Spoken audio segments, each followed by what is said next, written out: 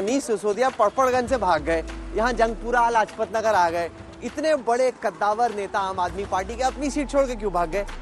इसीलिए भाग गया। मेरे कारण वही कारण है जिस कारण मोदी जी गुजरात छोड़ के उत्तर प्रदेश भाग गए थे। मनीष जी, मुझे ऐसा क्यों लग रहा है कि जब से आप जेल से लौटे हैं आपने अपने आप को थोड़ा पीछे खींच लिया? जिस दिन से मैं आया हूँ आप देख रहे होंगे मैं तो सीधे सड़क पे उतर गया। ऐसा होता है? आपको लगता है कि नेता के सामने जब जनता होती कुछ बोलती है और पीछे आके कुछ और बोलती है? एक कंफर्ट मुझे लगता है लोगों में कि मुझसे आके लोग जब बहुत खराब होता है ना तो वही बताते हैं। दूसरा ऑप्शन दिल्ली के सामने है कि भाई मोदी जी सेंटर पे हैं, इनको हर जगह ये अड़ंगी मारते रहते हैं, ये तो क्लियर है। तो एक बार दे ही दो बीजेपी को चांस, दोनों तरफ फिर मतलब दोनों इंजन जुड़ जाएंगे काम में। पर ये इंटरेस्टिंग बात है कि ये एजुकेशन में लेके आपकी इमेज बहुत जबरदस्त है, पर ज्यादातर वो लोग हैं जिन्होंने अपने बच्चों को भेजा नहीं है। टॉक ऑन टी, चाय पे चर्चा। अच्छा, और रंग भी भगवा है भाई, देख लीजिए आप भगवा दुकान में आए हैं। देखिए यहाँ यही है कि ना चाय किसी पार्टी की है ना भगवा किसी पार्टी का है, ये देश सबका है।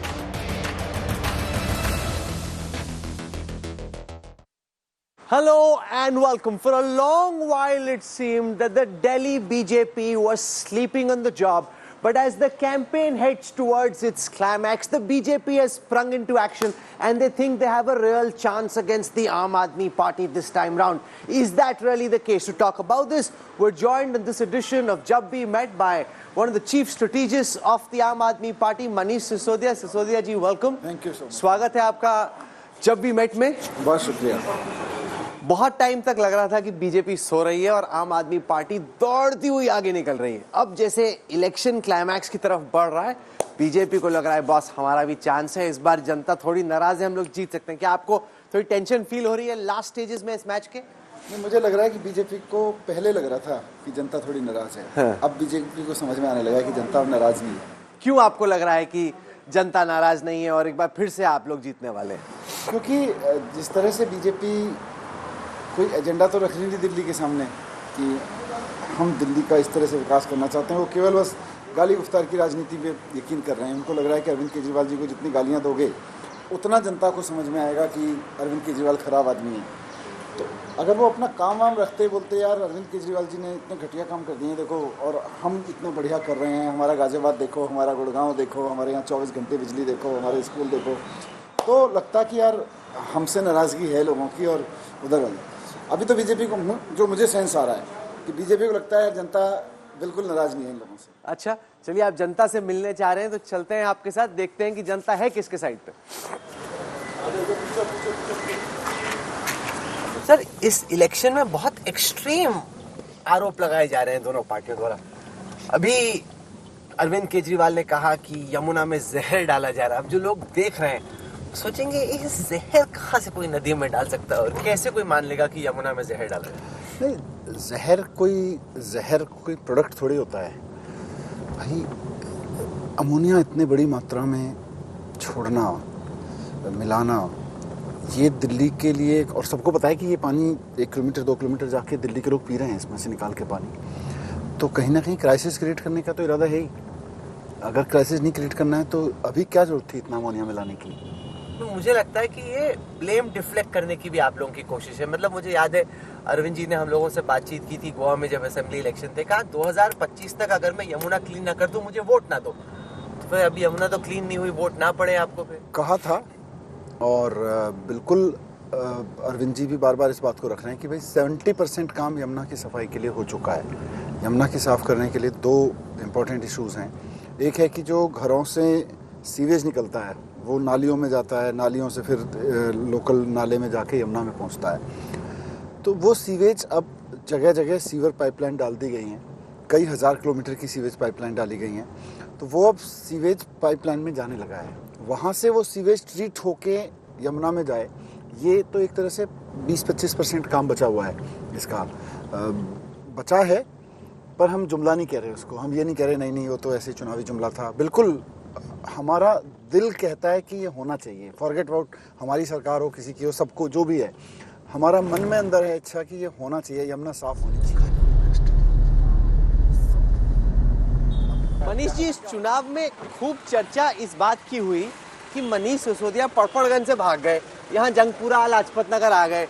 इतने बड़े कद्दावर नेता आम आदमी पार्टी के अपनी सीट छोड़ के क्यों भाग गए? इसीलिए भाग गया। मेरे कारण वही कारण है जिस कारण मोदी जी गुजरात छोड़ के उत्तर प्रदेश भाग गए थे। भाई अगर मैं भागा नहीं, पर ये क्या जवाब, आप बड़े नैरो मार्जिन से जीते, मोदी जी तो गुजरात में बहुत बड़े मार्जिन से जीते फिर थे। तो उनको तो बिल्कुल नहीं भागना चाहिए था।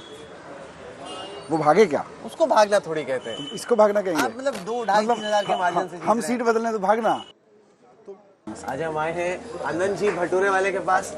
ये कैसे हैं? लाजपत नमस्कार, नगर की नमस्कार। मशहूर जगह है। नमस्कार, कैसे हैं आप? मनीष जी की कंस्टिट्यूएंसी में भी पड़ती है। मैं बहुत अच्छा हूँ, आप ठीक हैं? हेलो बेटा, कहाँ रहते हो? एच ब्लॉक में। झाड़ू पे वोट लगाना सब लोग। ऐसा नहीं होना चाहिए कि यहाँ कुछ बोला और पीछे कुछ और किया। छोले भटूरे खाएंगे आप? हाँ हाँ, पक्का पक्का। बहुत मशहूर हैं ये लाजपत नगर के छोले भटूरे। आपका फेवरेट है? One of my favourites. हाँ नमस्कार, कैसे हैं? हम लोग तो नमस्ते, कैसे हैं?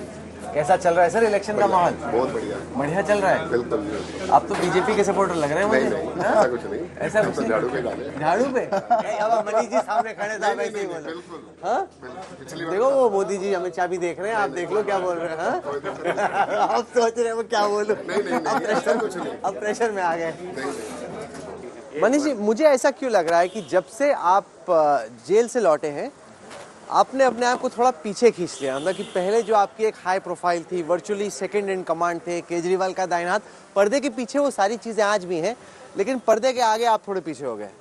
नहीं, पर्दे के सामने मैं आपके साथ बात कर रहा वो हूँ। आप कर रहे हैं, लेकिन फिर भी क्या आप लो प्रोफाइल होने की?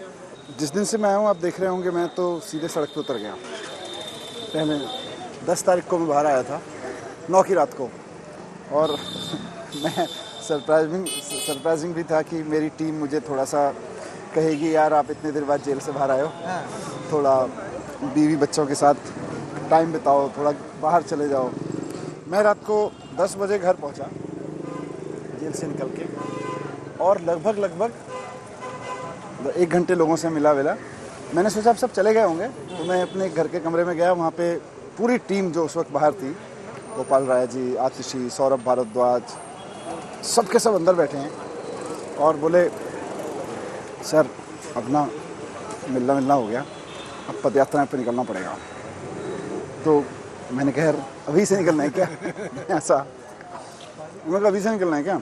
और लगभग रोज़ाना मैंने करीब 70-80 पदयात्राएं की। उसके बाद जब जंगपुरा डिसाइड हो गया, जंगपुरा से लड़ना, तो मैं जंगपुरा में काम कर रहा हूँ। बाकी यहाँ जो काम मेरे हिस्से आता है मैं कर रहा हूँ। मेरी अरविंद जी से, विजय नायर से लंबी बातचीत हुई जेल के दौर के बारे में। आपके लिए कैसा था वो 17 महीने जेल के अंदर? मतलब जिस वार्ड में मुझको रखा गया था उसमें 5-6 बुजुर्ग लोग थे।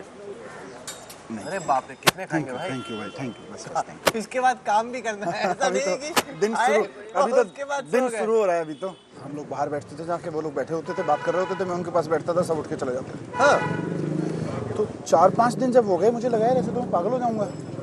फिर मैंने सुप्रीटेंडेंट को कहा कि यार मतलब व्हाट इज़ दिस, इतना हड़का के रखा हुआ है। और मैंने उनसे पूछा, मैंने कहा क्या दिक्कत है आपको? तो पहले तो एक आध आदमी ने कहा जी हम तो दूसरी पार्टी से हैं। मैंने कहा मैं दूसरी पार्टी से, आदमी हो तो आदमी। हाँ, सही बात है।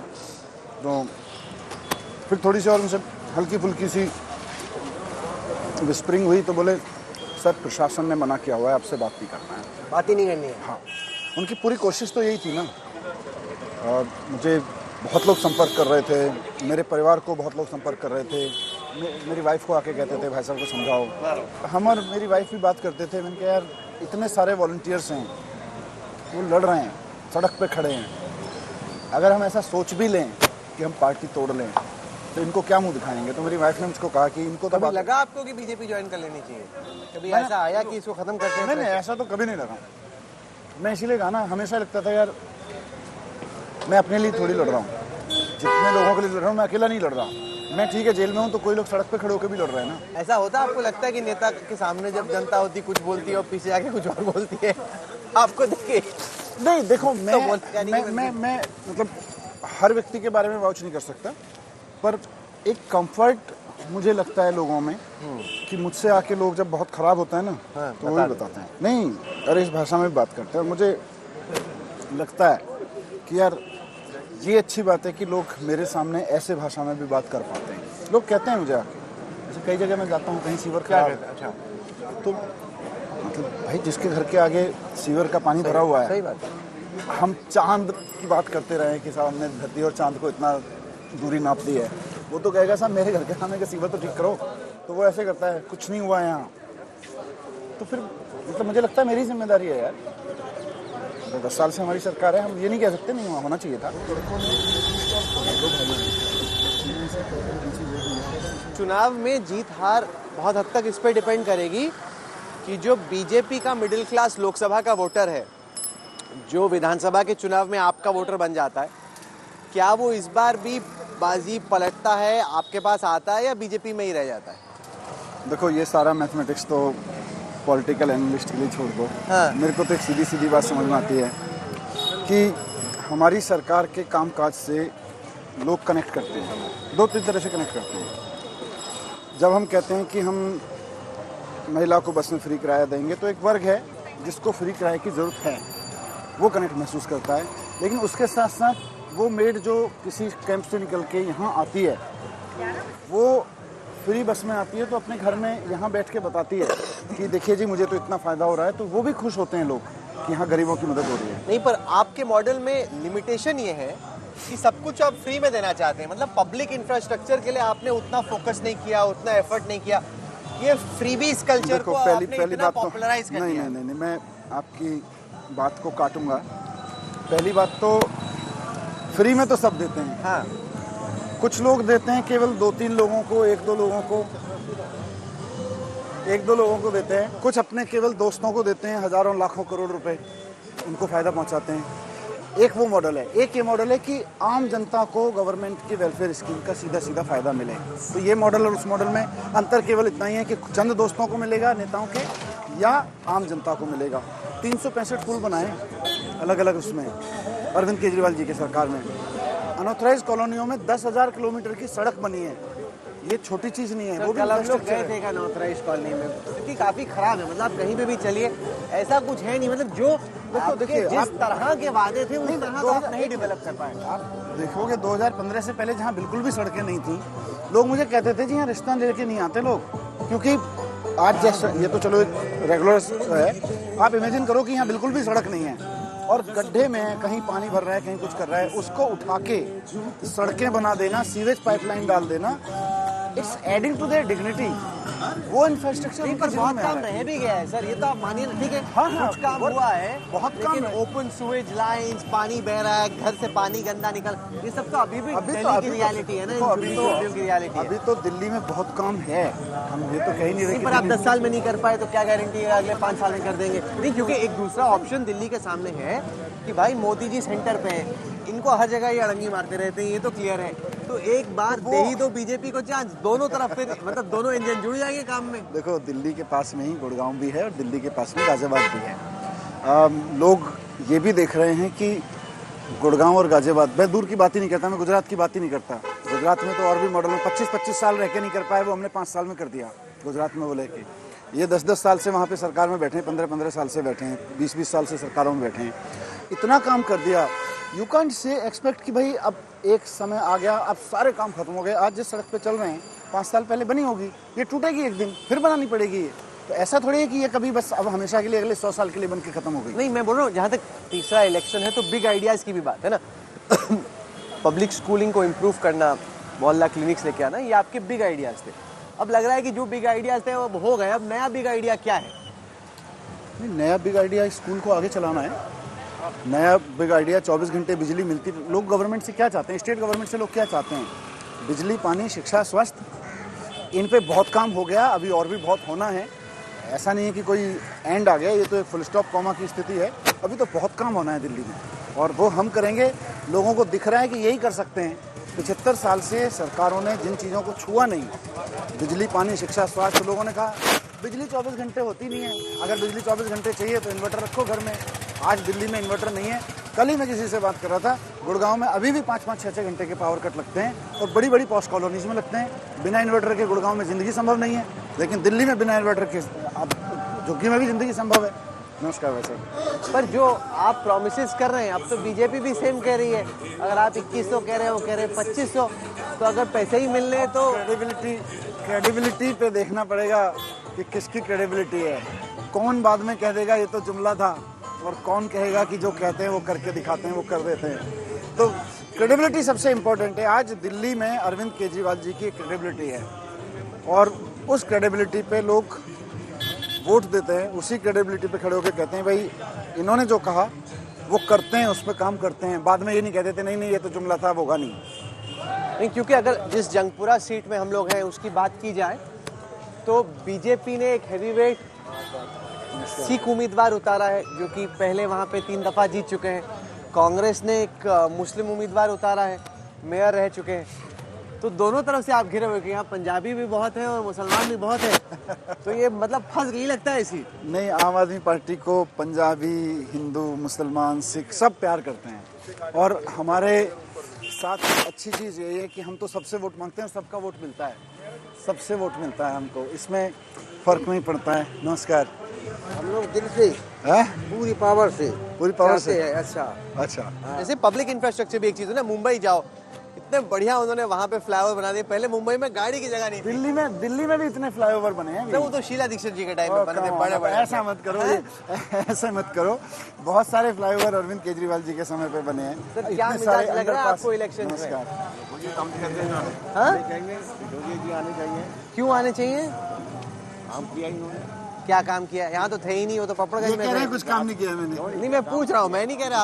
अरे बाप रे, क्या काम किया? यहाँ पे क्या काम हुआ है? यहाँ तो हम आए हैं, काम करेंगे, जरूर करेंगे, अभी करेंगे। पर ये इंटरेस्टिंग बात है कि ये एजुकेशन में लेके आपकी इमेज बहुत जबरदस्त है, पर ज्यादातर वो लोग हैं जिन्होंने अपने बच्चों को भेजा नहीं है। ये ऐसे ही आपको गुडविल दे रहे हैं। खुद इनके बच्चे प्राइवेट में पढ़ते हैं, लेकिन आपको गुडविल ये दे रहे हैं फुल। इससे क्या है कि ये लोग भी देशभक्त हैं। देश के किसी भी बच्चे को अच्छी एजुकेशन मिल रही है तो उनको अच्छा लग रहा है। हमें समझना पड़ेगा कि जो हम कहते हैं ना मिडिल क्लास को पर फायदा। कंसिस्टेंसी नहीं है गवर्नमेंट स्कूल्स में। ठीक है, कुछ स्कूल्स बेटर हुए हैं। हम कई स्कूल्स में गए जहाँ वाकई में बहुत अच्छा है, चेस की क्लासेस चल रही हैं, शूटिंग हो रहा है, स्विमिंग हो रही है, पढ़ाई अच्छी हो रही है, पर कंसिस्टेंसी नहीं है। देखो, एक बेयर मिनिमम लाइन तय की है। हाँ। कि दिल्ली का कोई भी स्कूल ऐसा ना हो जहाँ बच्चों को बैठने के लिए डेस्क ना हो, पीने के लिए पानी ना हो, साफ सुथरे क्लासरूम, टॉयलेट ना हो। पहले हमने ये तय किया।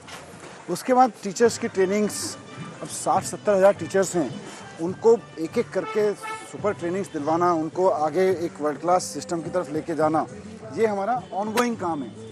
पर हमने बेयर मिनिमम तय कर दिया कि दिल्ली में कोई भी स्कूल ऐसा नहीं होगा जहां बच्चे को डेस्क पे बैठना पड़े, डेस्क नहीं मिले।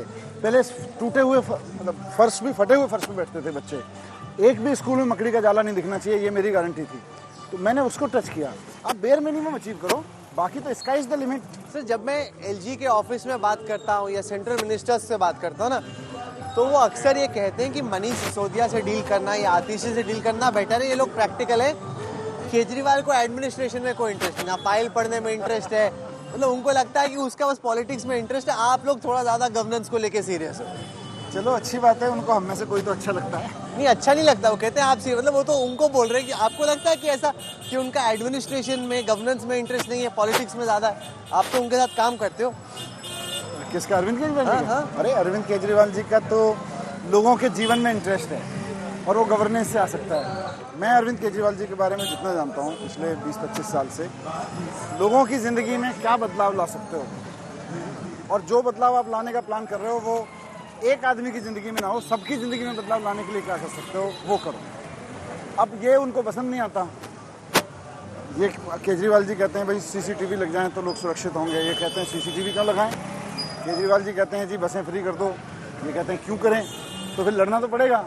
मैं भी लड़ता हूँ, सबको लड़ना पड़ता है। आपने कैसे चेंज देखा? क्योंकि आप लोग तो इंडिया अगेंस्ट करप्शन के टाइम से, आरटीआई एक्टिविस्ट के टाइम से जुड़े हुए हो। आपने क्या चेंज देखा है अरविंद केजरीवाल में, उनकी पर्सनालिटी में, उनकी पॉलिटिक्स में पिछले 1.5-2 दशक? बड़ा मुश्किल है, क्योंकि जो आदमी जिसके साथ आप रोज़ काम कर रहे हो वो चेंज कभी नोटिस नहीं कर पाता है। नोटिस करता है वो जो 10 साल बाद मिले, 5 साल बाद मिले, जिसके साथ आप रोज़ाना काम कर रहे हो। बड़ा मुश्किल होता है कि उसके बारे में कोई चेंज बताओ। पर मतलब कंटिन्यूटी में बता सकता हूँ कि जो बात हम 98 में जब हम पहली बार मिले थे मेरे घर पे, उस वक्त करते थे, जिस पेन को फील करते थे कि यार ये लोगों का पेन है, उस पर काम करने की ज़रूरत है। वो चाहे मैं एक पत्रकार के रूप में करता था, वो एक कमिश्नर के रूप में करते थे, IRS ऑफिसर के रूप में, आज सरकार में रह के करते हैं। उस पेन को ठीक करने के लिए क्या कर सकते हैं? वो छटपटाहट तब भी थी और अभी भी। पर आप ये मानेंगे कि जो एक पार्टी विद डिफरेंस की हेलो थी कि अलग लोग हैं, एक आंदोलन से निकल के आए, वो पार्टी विद डिफरेंस वाली बात अब नहीं रही। देखिए, आरोप लगता है शीश महल में रहने का। आपने कहा कि बड़ी गाड़ी की क्या जरूरत है, बड़े बंगले की क्या जरूरत है। उस शीश महल को बीजेपी ने इतना बड़ा बना दिया, अब तो राहुल गांधी भी उसमें कूद गए कि वो कह रहे हैं भाई देखो, आपकी झुग्गी देखो, इनका शीश महल देखो। तो पार्टी विद डिफरेंस अब उस तरह से रही नहीं है। Actually party with the difference का बहुत लिमिटेड स्कोप तय कर दिया है कि भाई ये कहते थे कि घरों में सरकारी, बड़े बड़े सरकारी घरों में नहीं रहेंगे, अब देखो सरकारी घरों में रहने लगे। रह रहे हैं भाई, लेकिन खरीद थोड़ी लिए, बना थोड़ी लिए, अपने लिए निकल जाएंगे जब नहीं रहेंगे सरकार में। लेकिन पार्टी विद द डिफरेंस इसलिए नहीं होती है कोई भी कि गाड़ी में रहेगी कि नहीं रहेगी, घर में रहेगी नहीं। पार्टी विद द डिफरेंस इसलिए होती है कि शिक्षा पे काम करेगी कि नहीं करेगी। 25 साल से भारतीय जनता पार्टी शिक्षा पे काम नहीं कर रही है। गुजरात के स्कूलों की हालत, सरकारी स्कूलों की हालत आज भी वैसी है, शायद उससे बदतर है। हम कह रहे हैं कि हमने 5 साल में ठीक कर दिए और अभी और ठीक करेंगे। ये है पार्टी विद द डिफरेंस। नहीं, but party with the difference आप ही ने डिफाइन की थी ना, जब आप ऑपोजिशन पे थे, सड़क पे थे। आप कहते थे इनको इतने बॉडीगार्ड्स की क्या जरूरत है, इतनी बड़ी गाड़ियों की क्या जरूरत है, लाल बत्ती की क्या जरूरत है, इतने बड़े घरों की क्या जरूरत है। अब वही सब चीजें आपको आईना दिखा रहे, बोलो देखो इन्होंने नहीं, कहा लाल बत्ती, किया और किया क्या। लाल बत्ती, घर, गाड़ी, बॉडीगार्ड्स। हाँ जी, आपको भी ध्यान रखना है। साथ हैं हम आपके। Thank you, thank you. दिल से साथ हैं। क्यों साथ में, क्या किया इन्होंने, अब मुझे बताओ। बहुत कुछ कर रहे हैं दिल्ली सरकार में होते हुए, स्कूल अच्छे करे हैं। तो पार्टी विद द डिफरेंस मतलब हम सिर्फ घरों से और गाड़ियों से तय करेंगे तो बहुत लिमिटेड स्कोप है। पार्टी विद द डिफरेंस काम से तय करिए ना। और जहाँ तक इसकी बात है, ये तो उछालते हैं, कीचड़ उछालते हैं जी, झूठ बोलते हैं फिर बीजेपी वाले।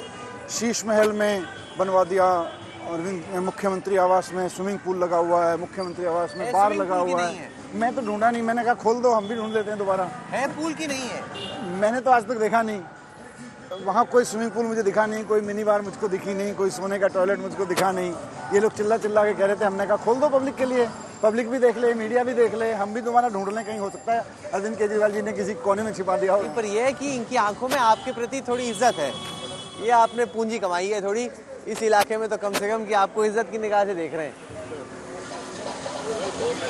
झाड़ू। नमस्कार मैम। नमस्कार, कैसी हैं आप? मैं आपको देख रहा था उधर घर में, आप खड़े हुए थे। नमस्कार। हमने कहा कि हम मिलने जाते हैं। Thank you so much. तो हमने सोचा कि हम अब मैं आया हूँ तो वोट भी लगाना है। वो तो डेफिनेटली क्यों पड़ेगा इनको? देखो काम जो किया है उससे क्या काम किया? स्कूल्स जो है दिल्ली के, देखो मैं इतना तो रिलेटेड नहीं हूँ, बट जितना मैं न्यूज़ में सुनती हूँ, not main news channels, but आजकल तो यूट्यूब चैनल्स पर यू नो कि काफ़ी कुछ बताया जाता है कि गवर्नमेंट कैसा काम कर रही है, जो दूसरी गवर्नमेंट कैसा काम कर रही है। उससे ही थोड़ा सा मेरे को आइडिया लगा कि this government like really do very well. BJP वाले देखेंगे ना, वो बोलेंगे बाय गॉड इनकी मार्केटिंग तो हार्वर्ड में जाके इनको सिखानी चाहिए। ये पूरे टाइम मीडिया में मार्केटिंग एड वाइड निकली। आरोप तो लगता ही है कि आपका सबसे बड़ा बजट एडवर्टाइजिंग का है। आरोप है, आरोपों का क्या है, लेकिन काम कर रहे हैं। मैं सुबह 7 बजे उठ के स्कूल जाता था और 10 साल, मैं आज कह सकता हूँ 9-10 साल तपस्या की है। सुबह 7 बजे उठ के स्कूल में जाना, स्कूलों में घूमना, सीमलेसली रोज़ाना 4-5 स्कूल कवर करना, फिर समझना। रात को 9-9, 10-10 बजे में टीचर्स के साथ बैठता था, बताओ और अच्छा कैसे पढ़ाएं, क्या होना चाहिए। प्रिंसिपल से पूछता था और क्या पावर चाहिए प्रिंसिपल को। 14-14 लाख रुपए की पावर प्रिंसिपल्स को दी।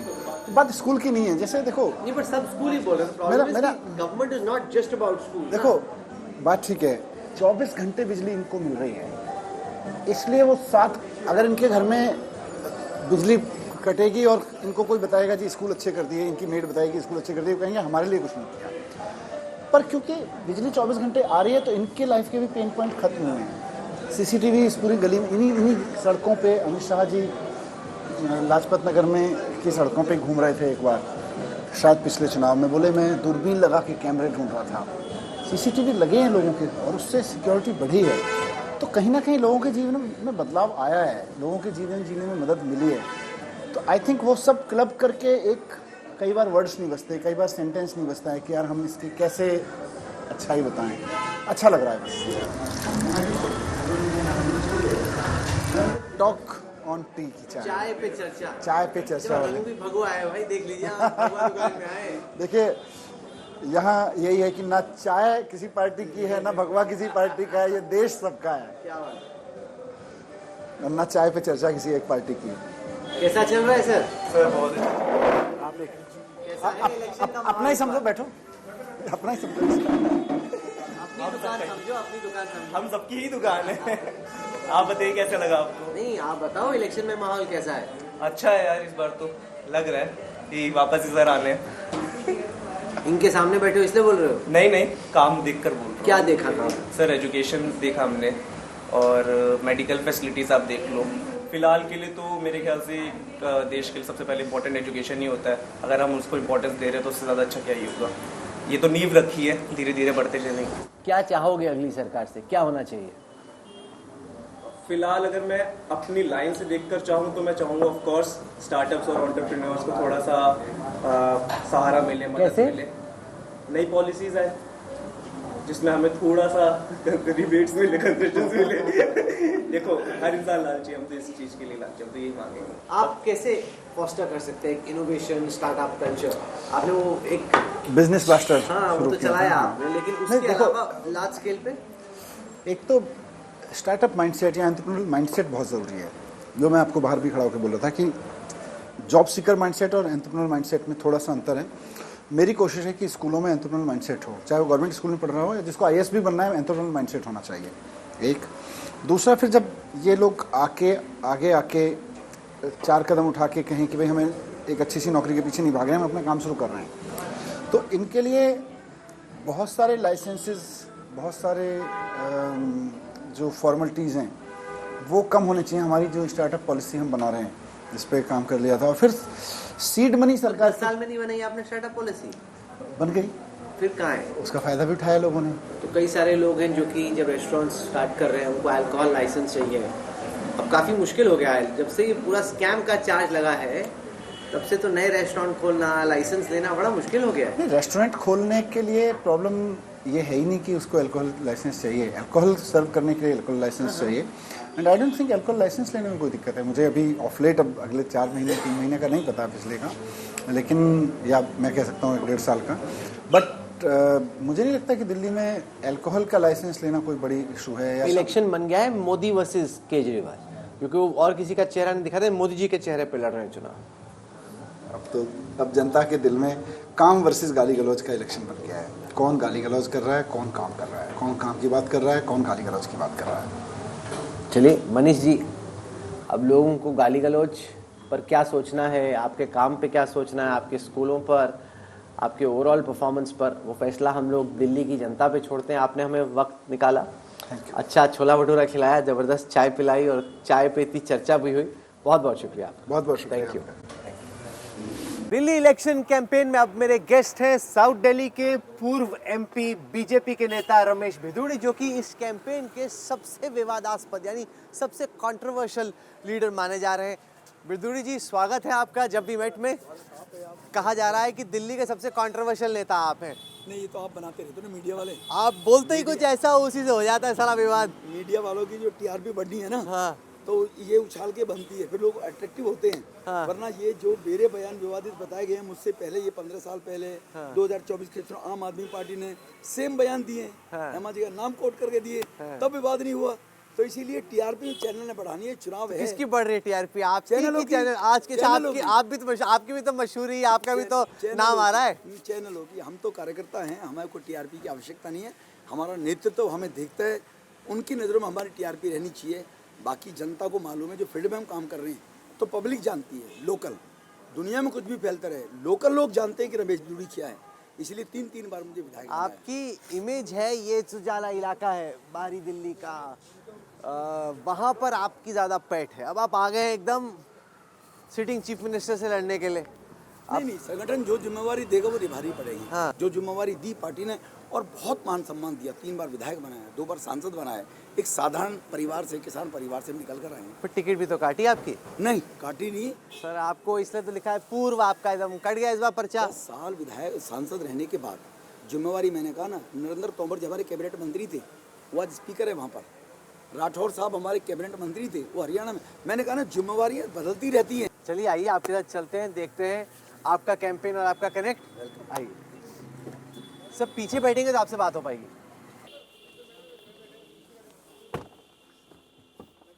सर ये जो आपका कमेंट आया प्रियंका गांधी के गालों को लेके, सड़कें वैसी बनाएंगे, ये आप क्या सोच रहे थे? मतलब जब आपने इस तरह का बयान दिया आपके दिमाग में क्या चल रहा था? राजनीति में कौन सी बॉल सामने से आ रही है और उस पर क्या हिट मारना है वो अपने ऊपर डिपेंड किया जाता है। वो लोगों की लाइकिंग डिसलाइकिंग क्या है उसके ऊपर डिपेंड किया जाता है। इसलिए मैं उस पर कोई ज़्यादा कम पटाक्षेप हो गया, मैं उस पर कोई कमेंट नहीं करना चाहता जी। नहीं वो प्रियंका गांधी जी ने बोला, बाकियों ने बोला कि ये आपकी माइंडसेट रिफ्लेक्ट करती है कि भाई आपकी सोच ही ऐसी है, इसीलिए आपसे निकला है सर। लालू जी उनकी गलबैया बांध के चलते हैं। लालू जी बड़े नेता हैं। लालू जी ने मुझसे बोला, कभी सोनिया ने, प्रियंका ने, राहुल जी ने या आपके मीडिया के लोगों ने कभी लालू से पूछा जाकर जी? तो उनकी भी काफ़ी क्रिटिसिज्म हुई थी उस टाइम पे जब नहीं, कुछ नहीं हुआ, कभी भी कुछ नहीं हुआ जी। नेवर इन कोई क्लिप लगा के चला के टीवी पे दिखा दो कि लालू जी ने बोला ये क्रिटिसिज्म हो रहा है किसी चैनल पे। नरेश बालिया आम आदमी पार्टी का विधायक है 24 में, उसने बोला, यही नाम कोट करके बोला। बताइए केजरीवाल को किसने क्वेश्चन किया? उसके विधायक को किसने क्वेश्चन किया? किसी ने नहीं किया। तो आपकी हुई प्रियंका गांधी से मुलाकात इस बयान के बाद?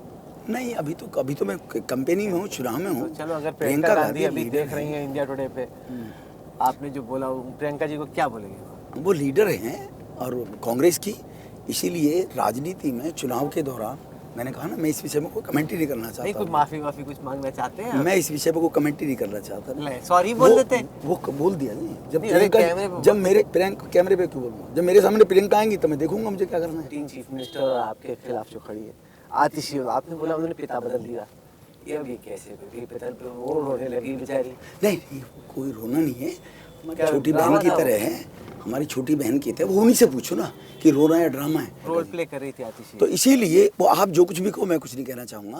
लेकिन बड़े केयरफुल हो गए, मैं देख रहा हूँ। मैं ये नहीं, अब बड़ा बच के राहुल पहले वीरेंद्र सहवाग की तरह बैटिंग कर रहे थे, अब एकदम संजय मंजरेकर बन गए आप। नहीं, देखो मैं ये पूछना चाहता हूँ आपसे कि उनके मम्मी डैडी अफजल गुरु की फांसी को लेकर सिग्नेचर कैंपेन चलाए, mercy petition president of India को लगाई उनकी मदर ने। वो दिल्ली की मुख्यमंत्री है, राष्ट्रीय राजधानी है दिल्ली, देश की कैपिटल राजधानी है, दुनिया में राजधानी का नाम जाना जाता है, भारत का राजधानी से जाना जाएगा। वो उस बयान की निंदा करती हैं, समर्थन करती हैं। एक बार उनसे पूछ कर देख लेना आप, वो क्या कहना चाहती हैं। तो वो तो क्लैरिफाई कर चुकी है कि उनके पिता का है, मम्मी का है, मेरा उससे कोई लेना नहीं, तो बोला है उन्होंने। लेना देना कैसे नहीं है? फिर मार्लिना नाम क्यों लिखा हुआ है? तो सिंह बन गई। नहीं, नॉमिनेशन पेपर जाकर देखिए, क्योंकि वो एक पार्टी है, बहुत बेनता, उनके पास पैसा है। रमेश दुड़ी गरीब परिवार से है, मध्यम वर्ग परिवार से। चैनलों को एडवर्टाइजमेंट देने के लिए मेरे पास पैसा नहीं है, इसीलिए उनकी मदर ने उनको कैसे लेना देना नहीं है। बीजेपी से ज्यादा पैसा किसके पास है? आप उसको, बीजेपी पर कोई पैसा नहीं है, कार्यकर्ताओं के पैसे से बीजेपी चुनाव लड़ती है। बीजेपी राष्ट्र निर्माण के लिए काम करने वाली पार्टी है, तो इसीलिए बीजेपी को पैसे इकट्ठा नहीं चाहिए। देश के प्रधानमंत्री हमारे एग्जाम्पल हैं, पूर्व प्रधान अटल बिहारी वाजपेयी एग्जाम्पल हैं, अडवाणी जी एग्जाम्पल हैं। सर हम लोग गुजर रहे हैं ये लैंडफिल साइड से। सर आप लोग यहाँ पे सांसद हो, सारे यहाँ पे आपके साथ पार्टी के सांसद हैं, इतना खराब हालत है यहाँ पे। ये पीछे प्लांट लगा हुआ है इसी को उठाने का। अमित शाह जी उसका उद्घाटन कराएं। आपको ये तो कूड़ा तो दिखे, इसके पीछे जो ये प्लांट लगा हुआ था जहाँ पे एनर्जी प्लांट है और 20 किलोवाट एनर्जी रोज बनाई जाती है यहाँ पर। अमित शाह जी ने 1.5 साल पहले इसका उद्घाटन किया है और अब ये इससे तुरंत हमारी MCD बदल गई 1.5 साल पहले और अब ये 1/3 रह गया है। तब आकर देखते 10 साल से केजरीवाल साहब है, उसने कहा 2 साल में कूड़े के ढेर खत्म कर दूंगा। ये केजरीवाल से पूछो ना, अब 2 साल हो गए, मुझसे पूछ रहे हैं आप, केजरीवाल से पूछो आप। तो कहते हैं आप काम ही नहीं करने देते, वारंगी मारते रहते हो। कौन सा काम उनका रोका है कि वो कॉन्स्टिट्यूशनल विधानसभा में पास करने के बाद और जो गाइडलाइंस NCT एक्ट में दी गई है कांग्रेस के जमाने में, उस काम को रोक के। शीला जी भी तो मुख्यमंत्री थी और बीजेपी की सरकार थी, अटल जी अडवाणी गृह मंत्री थे, तब भी तो काम हुए थे ना जी। मैं अपोजिशन पार्टी का MLA था, अपोजिशन बीजेपी का। हर सेकेंडरी स्कूल मैंने सन विहार में खुलवाया उस टाइम। इच्छा शक्ति होनी चाहिए, केजरीवाल की इच्छा शक्ति नहीं है। केजरीवाल स्कूल, ये देखो गवर्नमेंट स्कूल से जा रहे हैं हम लोग, ये हमारा बनवाया बोर्ड इसमें मेरा लगा हुआ है। ये झुग्गियों में झुग्गियां थी, ये 50 साल की झुग्गियां हैं। मैंने कहा मेरा कॉर्पोरेट जीता हो। वो कह रहे हैं गवर्नमेंट स्कूल्स को इम्प्रूव उन्होंने किया। अभी गाड़ी वापस मुड़वा अब के ये तो एक स्कूल आ गया ना, गवर्नमेंट स्कूल को तो मैं इसको दिखा देता हूँ ना, और यहाँ झुग्गी के 4 लोगों से पूछना। आपका मुकाबला कालका जी की सीट पर है, सिटिंग चीफ मिनिस्टर आतिशी से। आतिशी कहती है मैं रोड स्कॉलर हूँ, ऑक्सफोर्ड यूनिवर्सिटी गई, पढ़ी लिखी है, तो एक इमेज उनकी है। दूसरी वो कहती है कि देखो भाई एजुकेशनल क्वालिफिकेशन कंपेयर करो, काम कंपेयर करो, ये वो। तो इसको आप कैसे देखते हैं? मैंने सरकारी स्कूल में एजुकेशन ली है, मेरी फैमिली, तो मेरा गुनाह है, मेरा कसूर है। जो अब्रॉड में पढ़ेगा, ऑक्सफोर्ड में पढ़ेगा, उसमें ज़्यादा क्वालिटी आ गई क्या? वो भी तो स्कॉलरशिप पे गई ना, अपने पिता मम्मी के पैसे पे नहीं गई। मैं भी तो स्कॉलरशिप जीत के गई। वो तो कांग्रेस की जमानती, कम्युनिस्ट राज करते थे, वो तो तब के हालत बताएंगे। क्योंकि आज भी वो तो 40 लाख रुपए का उसने नौटंकी की है आतिशी जी ने, और 35 लाख रुपए एक मंदिर में दिया आई, 5 लाख रुपए एक मंदिर में दिया आई, 5 लाख रुपए, ये पैसे कहाँ से देकर आ रही है? वो चेक से दिए क्या? वो कैसे मालूम? आपको बता के दिए? लोगों ने कहा, लोगों ने कहा कि आतिशी ने कहा है हम 5 लाख रुपए तुम्हें देंगे। मैंने कहा मेरे पास तो नहीं है, मैं तो सेवा कर सकता हूँ आप लोगों की। और पैसे तो आपके पास ही बहुत है, वैसे ही बोलते हैं पैसे नहीं है। नहीं नहीं, हमारे पास, हम तो देखो, आप दिल्ली शहर के अंदर मेरा घर है पैतृक, मेरे हम 5 भाई हैं। पूरे दिल्ली शहर के अंदर 2 कमरे का एक फ्लैट हमारा बता दो आप, दिल्ली शहर के अंदर। मेरे 25 साल के अंदर कोई 1 एकड़ जमीन ला के बता दे पूरे दिल्ली शहर के अंदर, दिल्ली के NCR के अंदर, और 1.5-2 कमरे का फ्लैट मेरे नहीं, मेरे 5 भाई हैं, मेरे भतीजे हैं, किसी के नाम भी बता दे कोई आदमी कि हमारे ये है। हम ईमानदारी की रोटी खाते हैं, मेहनत करके खाते हैं। मेरे लिए सौभाग्य की बात है, मेरा नेतृत्व जानता है। 3 बार MLA रहा हूँ, 2 बार सांसद रहा हूँ। कोई माई का ला लेके दिखा दे कि ये गलत काम कर रहा है, फार्म हाउस बना रहा है, बिल्डिंग बना रहा है, मॉल बना रहा है, और मैं रमेश पिदुड़ी के किसी रिश्तेदार को 5 रुपये देकर आए हूँ। लेकिन नैरेटिव लोग बनाते हैं जो विरोधी होते हैं। अरे भाई, हिंदुस्तान की किसी अदालत में मेरे खिलाफ कोई एक मुकदमा चल रहा है क्या? मैं लॉ ग्रेजुएट हूँ, BCom मैंने दिल्ली यूनिवर्सिटी से की है, लॉ ग्रेजुएट हूँ मैं भी। आतिशी, मेरा कसूर है, मैं इंडिया में पढ़ लिया है, मेरा कसूर है क्या? तो मैं इंटेलिजेंट नहीं रहा? नहीं, ये तो किसी ने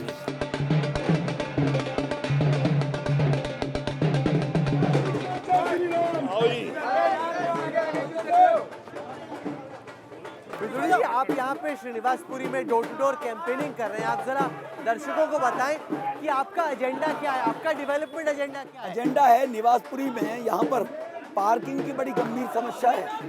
मुख्यमंत्री की कॉन्स्टिट्यूएंसी, विकास मंत्री की कॉन्स्टिट्यूएंसी, यहाँ पर गाड़ियों की पार्किंग नहीं है। यहाँ पर माता बहनों के लिए तो बड़ा पार्किंग नहीं है, जगह तो है नहीं पार्किंग का, है ना? ये सामने है, ये गवर्नमेंट की कॉलोनी है, सेंट्रल गवर्नमेंट की, सेंट्रल गवर्नमेंट की जमीन है, सेंटर में मेरी सरकार है।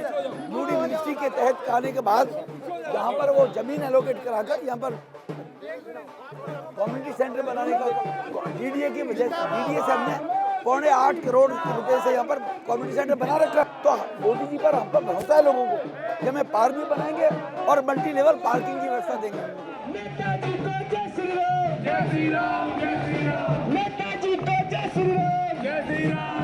मुख्यमंत्री है, मुख्यमंत्री और PWD मिनिस्टर है, और इस पार्क की हालत देख लीजिए आप। और 2 साल से कॉर्पोरेशन में सरकार है इनकी, कूड़े के ढेर खत्म करने की बात की, कोई पार्क कहेगा इसको? ये जो पूरे क्षेत्र का नार के जीवन जीने को लोग मजबूर है, इससे लोग निजात जिताना चाहते हैं, इसलिए आतिशी को लोग वोट नहीं देंगे।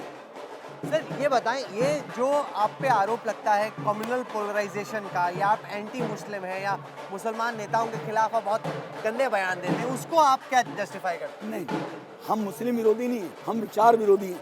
जो मुसलमान रोहिंग्याज को प्रोटेक्शन करेगा, अगर ये तुष्टिकरण की बात करो, अगर इस बात की करोगे, डिस्क्रिमिनेशन की बात करोगे, तो केजरीवाल पर आरोप लगना चाहिए। मौलवियों को सैलरी देंगे वो, और मंदिर के पुजारी, गुरुद्वारा के ग्रंथियों को नहीं देंगे।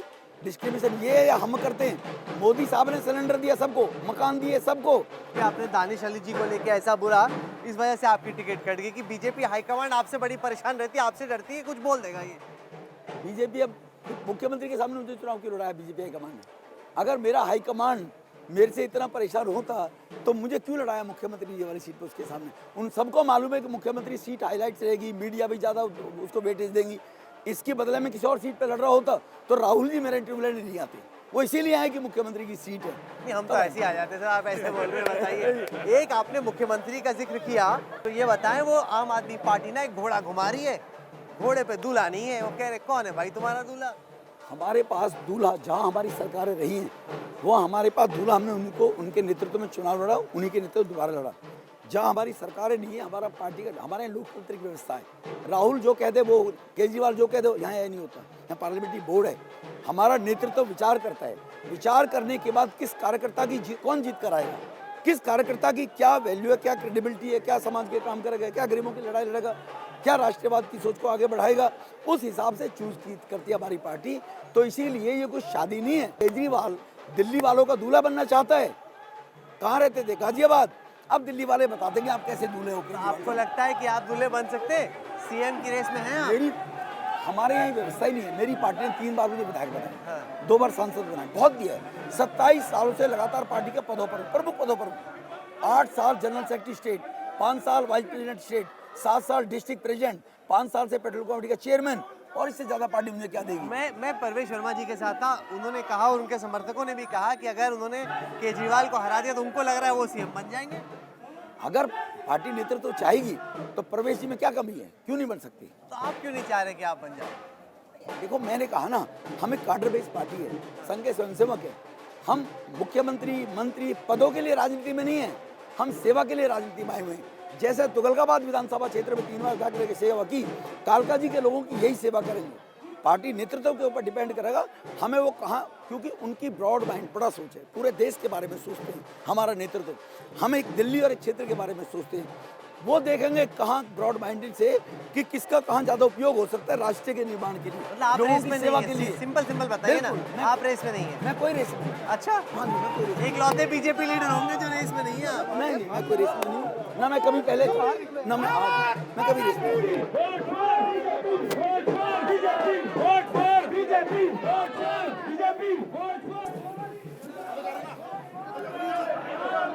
रतूड़ी जी, आप अपनी इमेज दिखाते हैं एक डेवलपमेंट मैन के तौर पे। आपके विरोधी आपकी दबंगाई, आपकी गुंडाई की तरफ लोगों का ध्यान खींचने की कोशिश करते हैं। क्या आपको लगता है कि आपके लिए एक बैकड्रॉप बन जाता है ये? बहनों का आप देख रहे हैं कैसा आशीर्वाद मिल रहा है, बहनें कैसे स्वागत कर रही हैं। और मैंने पहले भी आपको कहा, राहुल भाई, मेरे इलाके के लोग मेरे बारे में जानते हैं। मेरे विरोधी कुछ बोलते रहे, मीडिया उसको कितना चलाता रहा है, जिन लोगों ने मुझे वोट देनी है ना लोकल, वो जानते हैं रमेश बिधूड़ी क्या है। तो इसीलिए उनको इनसे कोई फर्क नहीं पड़ता, उल्टा उनका नेगेटिव होता है। आतिशी जी का डे बाय डे ग्राफ क्यों गिरता जा रहा है? इसीलिए गिर रहा है। वो ये कह रहे हैं कि यमुना जी में हरियाणा की तरफ से जहर मिला के दिल्ली में भेजा जा रहा है कि बीजेपी दिल्ली के लोगों को जहर पिला रही है। इससे कोई और घटिया और नीच राजनीति को कर ही नहीं सकता जो केजरीवाल जी कर रहे हैं। मैं पूछना चाहता हूँ, क्या दिल्ली के लोगों को मालूम है कि जमुना के पानी से जो फिल्टर होकर पानी आता है, वाटर ट्रीटमेंट, कितने लोग दिल्ली में अपनी जान गंवा बैठे हैं? ये जानते हैं दिल्ली के लोग। तो इसीलिए केजरीवाल का और 3% ग्राफ इस बहन से और गिर गया कि ये तो झूठों का बादशाह है, ये तो कैसी बातें करता है, गंवारों जैसी, जहर मिलाकर। तो अब ये इससे और विनाश काले विपरीत बुद्धि केजरीवाल को हो गई है। आप कह रही है कि अगर आप लोग पावर में आ गए तो जो दिल्ली में वेलफेयर स्कीम्स हैं जो सरकार की तरफ से दी जाती है, रेवड़ियां, आप उनको खत्म कर देंगे। गरीबों का सशक्तिकरण हो, माता बहनों का सशक्तिकरण हो, हम बंद नहीं करते। हम तो गरीबों के लिए और ज्यादा उसे काम करते हैं। 500 रुपए का सिलेंडर उन गरीबों को, बीपीएल वालों को दे रहे हैं। तो इसीलिए तो ऐसा नहीं लगता बीजेपी का मैनिफेस्टो दिल्ली का पढ़ के कि ये आपकी कॉपी है? मतलब वो जो कह रहे हैं वैसा वैसा आप कर रहे हैं, सेम टाइप का मैनिफेस्टो है। आई एम सॉरी, मैंने कहा ना, उसने हमारी कॉपी की है केजरीवाल साहब ने। हम पहले से महिलाओं को सम्मान निधि दे रहे हैं। 2007 कब था? 17 साल पहले मध्य प्रदेश में हम दे रहे हैं, 2007 से। तो वो हमें फॉलो कर रहे हैं, हम उसको फॉलो। उन्होंने पंजाब में कहा दे देंगे, 2.5 साल में करनी दी नहीं। केजरीवाल घोषणा है करते हैं केवल, और करते कुछ नहीं है, केवल करते सिर्फ भ्रष्टाचार है। किसकी क्या आवश्यकता है, उनकी आवश्यकता की पूर्ति मोदी साहब करते हैं। तो इसलिए हम रेवड़ी नहीं बांटते। जो नीडी है, जिसको जो चीज़ चाहिए, उसकी आपूर्ति करने का काम मोदी साहब करते हैं। ये अंतर है दोनों में। बिधूड़ी जी, आप आए भगवान का आशीर्वाद लेने के लिए। अब देखना यह है कि भगवान जी का आशीर्वाद किसके साथ है, आपके साथ है या फिर आतिशी जी के साथ है। आपने हमारे लिए वक्त निकाला, बहुत बहुत शुक्रिया आपका।